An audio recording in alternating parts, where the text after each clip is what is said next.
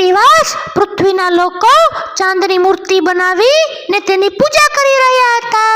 ચાંદની પૂજા કરતા જોઈ ચંદ્ર ખૂબ ખુશ થઈ જાય છે. તેના ઉપર ચંદ્ર પ્રકટ થઈ અને ચાંદીના ચીકાનો વરસાદ કરી દીધો. આ જોઈ ગામ લોકો ખૂબ ખુશ થઈ જાય છે અને બધા જ સિક્કા ગામ લોકો લઈ જાય છે. અરે અમને આટલા બધા સોનાના સિક્કા આપવા બદલ તમારો ખૂબ ખૂબ આભાર ચાંદ દેવતા. અમે હંમેશા તમારી પૂજા કરતા રહીશું અને તમે અમને હંમેશા સિક્કા આપતા રહેજો. બીજી બાજુ આ બધું જોઈ અને સૂરજને ખૂબ ગુસ્સો આવી જાય છે. અરે આ ચાંદ ખૂબ ચાલાક છે. પૃથ્વીના લોકોને ચાંદીના સિક્કા દઈને એની પાસે એમની પૂજા કરાવે છે. મારે ચાંદને સબક શીખવાડવો છે. ચાલ હું પણ પૃથ્વી ઉપર જાઉં. સૂરજ આસમાનમાં ઉડતા ઉડતા ગામ લોકો પાસે આવે છે. સાંભળો, આજથી તમારે બધાએ મારી પૂજા કરવાની છે. ચાંદની કોઈ પૂજા કરવાની નથી. હું તમને આજથી સોનાના સિક્કા આપીશ.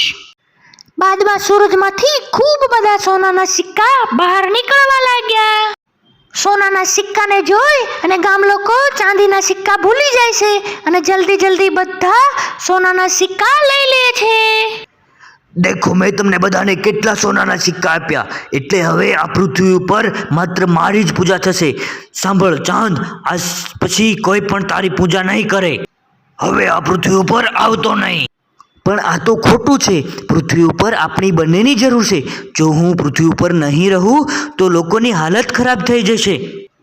તારી કોઈ જરૂર નથી. મેં લોકોને સોનાના સિક્કા આપી અને એમને ખૂબ અમીર બનાવી દીધા છે. હવે એમને કોઈ વસ્તુની જરૂર નથી. સમજી ગયો ને ચાંદ?